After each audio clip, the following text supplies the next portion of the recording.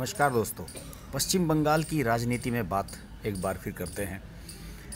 आपको पता ही होगा कि पश्चिम बंगाल में काफ़ी कुछ घटनाक्रम इन दिनों चल रहे हैं और जितने भी घटनाक्रम पश्चिम बंगाल की राजनीति में इन दिनों चल रहे हैं उन सब का ताल्लुक आने वाले समय के विधानसभा चुनावों से जुड़ा हुआ है कहीं ना कहीं। अब इसमें एक्टिविटीज़ टीएमसी की तरफ से की जा रही हों या फिर भारतीय जनता पार्टी की तरफ से की जा रही हों, सभी का टारगेट एक है कि आने वाले विधानसभा चुनावों को कैसे फोकस किया जाए, इन चुनावों में कैसे अपने समर्थन में माहौल बनाया जाए। देखिए, अभी लेटेस्ट खबर ये आ रही थी कि ममता बनर्जी के भाई हैं कार्तिक बनर्जी, कभी पॉलिटिक्स में सक्रिय भी नहीं रहे हैं लेकिन राजनीतिक बातें करते रहते हैं और अब उनके बारे में सुनने में आ रहा है कि वो बहुत जल्द बीजेपी ज्वाइन करने वाले हैं। उन्होंने ये कहा है कि वंशवाद की राजनीति का मैं मुखालफत करता हूँ, वंशवाद की राजनीति के मैं खिलाफ़ हूँ। यानी कि वो ममता बनर्जी और उनके भतीजे अभिषेक बनर्जी इन्हीं की ओर इशारा कर रहे हैं। तो घर घर का झगड़ा भी ममता बनर्जी के यहाँ शुरू हो गया है। लेकिन अगर घर परिवार की मैं बात करूँ तो इस समय सबकी नज़रें हैं अधिकारी परिवार पर।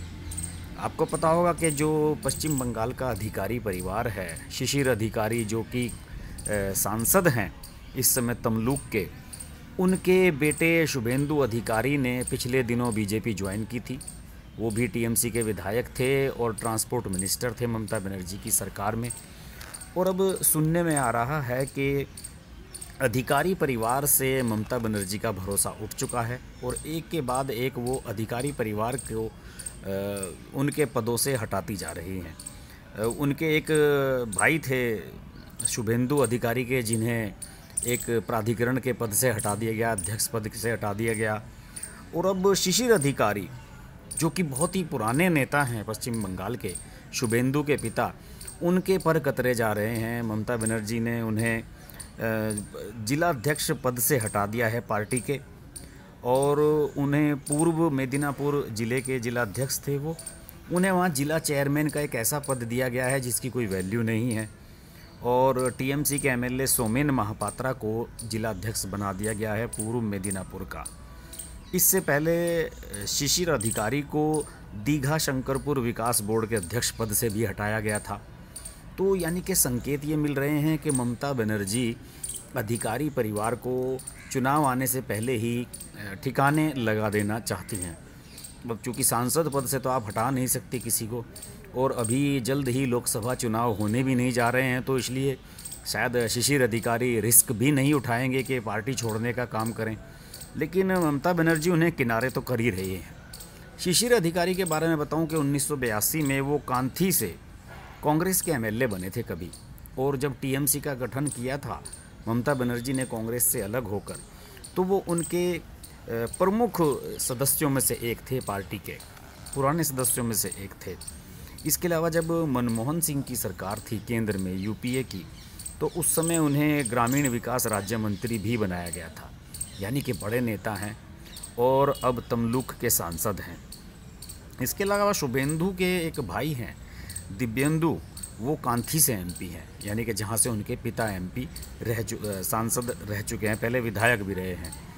तो कुल मिलाकर स्थिति ये बनती जा रही है कि अधिकारी परिवार को किनारे किया जा रहा है। अभी देखिए, हाल ही में 18 जनवरी को एक मीटिंग पूर्वी मेदिनीपुर ज़िले में करने वाली है ममता बनर्जी, और वो हर साल ये मीटिंग करती हैं। और इस मीटिंग को जब भी किया जाता था तो इसकी सारी व्यवस्थाएं अधिकारी परिवार के हाथ में रहती थी, लेकिन इस बार ऐसा नहीं होगा और अधिकारी परिवार को तैयारी करने का मौका नहीं दिया जा रहा है। दूसरी ओर शुभेंदु अधिकारी ममता बनर्जी से नाराज़ हो गए हैं। शुभेंदु अधिकारी ने कहा है कि ठीक है, मैंने पार्टी छोड़ दी है आपकी और मुझे केंद्र सरकार ने अपनी तरफ से सुरक्षा दी है, लेकिन जब भी मैं कोई जनसभा करता हूँ, रैली करता हूँ, रोड शो करता हूँ, तो उसमें अव्यवस्था फैलाई जाती है और जो पश्चिम बंगाल पुलिस है उसका कोई भी सहयोग मुझे नहीं मिलता है। उन्होंने इस बात पर नाराज़गी जताई है और इसके लिए उन्होंने हाईकोर्ट से अपील की है कि वो उनके कार्यक्रमों में सुरक्षा व्यवस्था को लेकर कुछ अपना काम करें। यानी कि उन्होंने ममता बनर्जी को घेरना शुरू कर दिया है। दूसरी ओर बीजेपी ने अपना जो टारगेट है उसे थोड़ा सा और वाइड कर दिया है। अब बीजेपी ने ममता बनर्जी को दूसरे मोर्चों पर घेरने की शुरुआत की है। देखिए, मैं उनके जो प्रदेश अध्यक्ष हैं बीजेपी के, दिलीप घोष, उनका एक लेटेस्ट बयान पढ़ रहा था और इसमें उन्होंने सीधे मुस्लिम तुष्टीकरण की बात को ज़ोर शोर से उठाया है। दिलीप घोष ने कहा है कि पश्चिम बंगाल में जो मस्जिदों के इमाम हैं उन्हें ज़्यादा वेतन दिया जा रहा है बनिस्बत मंदिरों के पुजारियों के। उन्होंने इसके लिए आंकड़े पेश किए हैं। उन्होंने ये कहा है कि ममता बनर्जी 2011 में सत्ता में आई और 2012 से लगभग 80,000 इमामों को 2,500 रुपये महीने वेतन दिया जा रहा है मस्जिदों के। ये एक बड़ा मुद्दा है। जबकि जब मंदिरों के पुरोहितों पुजारियों को वेतन देने की बात उठाई गई तो उसे ममता बनर्जी ने पिछले साल यानी कि सत्ता में आने के 8 साल बाद पूरा किया। 2020 से ये मिलना शुरू हुआ है, जबकि सिर्फ 1,000 रुपये मंदिरों के पुरोहितों को दिया जाता है। और जहां एक और प्रदेश में 80,000 इमामों को वेतन दिया जा रहा है, वहीं केवल 8,000 पुजारियों और पुरोहितों को पूरे प्रदेश में वेतन दिया जा रहा है, वो भी पता नहीं है। उन्होंने ये भी सवाल उठाया है कि ये लिस्ट आपने किस आधार पर बनाई है, किन इलाकों के पुजारियों को आप वेतन दे रहे हैं, इसकी भी जानकारी सामने लाई जानी चाहिए। इसके अलावा बीजेपी ने एक और फ्रंट पर मोर्चा खोला है। बीजेपी का कहना है कि जो सीमावर्ती इलाके हैं, ख़ासतौर से दूसरे राज्यों से लगती हुई जो सीमाएं हैं पश्चिम बंगाल की, इसके अलावा बांग्लादेश से लगती हुई जो सीमाएं हैं, वहाँ के जो ज़िले हैं उनमें अचानक से पिछले 2-3 साल में नए वोटरों की संख्या में भारी इजाफा हुआ है। बीजेपी ने इसके लिए ऑडिट की मांग की है।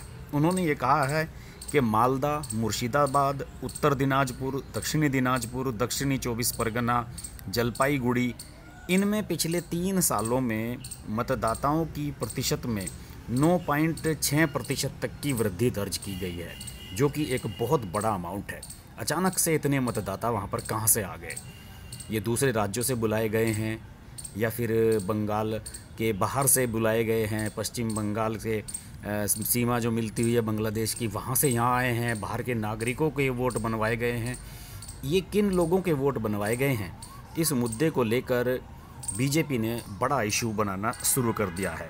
बीजेपी ने ये भी आरोप लगाया है कि 23 विधानसभा क्षेत्र ऐसे हैं पश्चिम बंगाल के जहाँ पर वोटों में 20% तक की वृद्धि हुई है नए मतदाताओं में। उनका कहना है कि इतने मतदाता ये कहाँ से आ गए? इसका टीएमसी को जवाब देना चाहिए।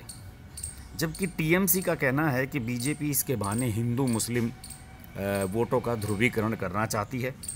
और टीएमसी के प्रवक्ता दिबांशु भट्टाचार्य का एक बयान आया है। उन्होंने ये कहा है कि 2019 में तो जब लोकसभा चुनाव हुए थे तो बीजेपी को इन क्षेत्रों में शानदार सफलता मिली थी। उस समय तो बीजेपी ने सवाल नहीं उठाया। अब बीजेपी को कोई चिंता सता रही है। इसका जवाब बीजेपी का ये है कि जब इन क्षेत्रों में बीजेपी को अच्छी सफलता मिली थी तो यहाँ का मतदाताओं का प्रतिशत बिगाड़ने के लिए, बैलेंस बिगाड़ने के लिए इन इलाकों में मुस्लिम वोटरों की संख्या बढ़ाई जा रही है। दूसरे राज्य के दूसरे हिस्सों से जो लोग हैं वो वोट यहाँ बनवा रहे हैं, या फिर जो बाहर से आए हुए लोग हैं उनके वोट बनवाए जा रहे हैं, जिससे कि बीजेपी का समीकरण यहाँ पर ख़राब किया जा सके। तो फिलहाल पश्चिम बंगाल में बीजेपी ने कई मोर्चों पर ममता बनर्जी के खिलाफ जंग खोल दी है। मुस्लिम तुष्टीकरण को लेकर, मतदाताओं के फर्जी वोटों को लेकर, और इसके अलावा एक लड़ाई अलग से शिशिर अधिकारी के परिवार ने शुरू कर दी है। शुभेंदु अधिकारी हाईकोर्ट पहुंच गए हैं। तो यानी कि कुल मिलाकर ममता बनर्जी के लिए स्थितियां विकट होती जा रही हैं। आने वाले समय में पश्चिम बंगाल में बहुत कुछ घटित होने जा रहा है। मैं कोशिश करूंगा कि डेली जितनी भी अपडेट्स हों आप तक पहुंचाऊं। और अगर आपको मेरे वीडियोज़ अच्छे लगते हैं तो प्लीज़ आप अगर पश्चिम बंगाल से हैं तो अपने दोस्तों में इन्हें शेयर करें और मेरे चैनल को सब्सक्राइब करने के लिए, इसे प्रमोट करने के लिए ज़रूर निवेदन करें। देखते रहें हर्ष की बात लाइव। नमस्कार।